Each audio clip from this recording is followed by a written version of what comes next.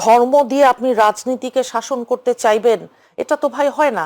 সেলিমা রহমান আমাদের একজন অত্যন্ত সিনিয়র নেত্রী, উনি ধর্মকে ব্যবহার করে ভোট চেয়ে, যাদের কথা জামাত এবং জামাতকে হয়তো ইঙ্গিত করে বলেছেন, কারণ তারা যে জান্নাতের টিকিট বিক্রি করা, বেহেশতে যাওয়া যাবে, আপনার ধর্মকে রাজনীতির সাথে এমনভাবে মিলিয়েছে।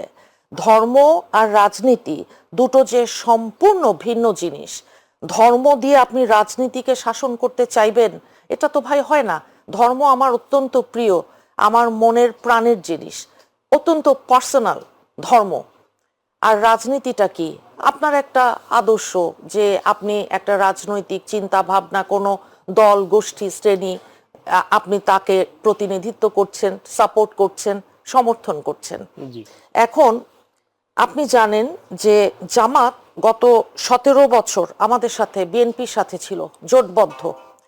5ই আগস্টের পরে কি হয়ে গেল যে চোখ উল্টাতে 1 সেকেন্ড সময়ও তো লাগলো না। জোটবদ্ধ বলতে আপনার যুগপৎ আন্দোলনে জায়গা জায়গা যুগপৎ থেকে আন্দোলনে করেছে। জি। আমাদের আদর্শগত কোনো মিল কোনোদিনও নেই, জি জি জি। বিএনপি এবং জামাত। কিন্তু ভোটের যে রাজনীতি, ভোটের যে ইকুয়েশন, সেখানে তারা আমাদের অন্যান্য আরো যেই দলগুলো গণতান্ত্রিক সংগ্রামে এবং আমাদের যেই সাংবিধানিক যেই সংগ্রামগুলো অধিকার ফিরিয়ে পাওয়ার জন্য আমরা করছিলাম, সেখানে জামাতও ছিল।